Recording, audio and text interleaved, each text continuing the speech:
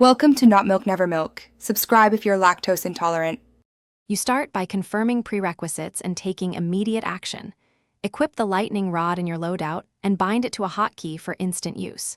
Check the charge tiers, 1/3, 2/3, full, and ensure your battery meter is visible so you can time pulses.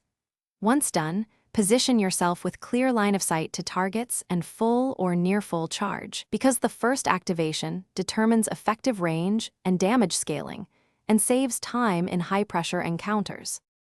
You now engage. Aim to deploy the lightning rod where it can chain between multiple targets, because chaining multiplies utility and crowd control.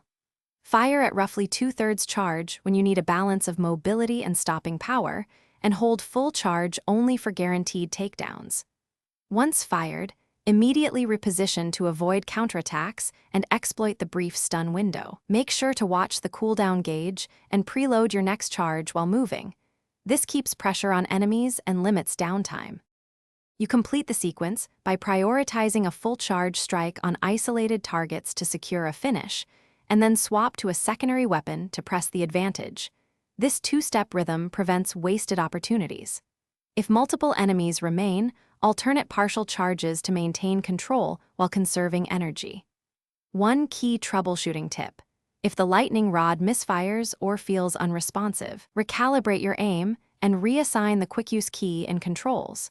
This fixes input lag issues. Thanks for watching. If this was helpful, leave a like and consider subscribing. See you next time.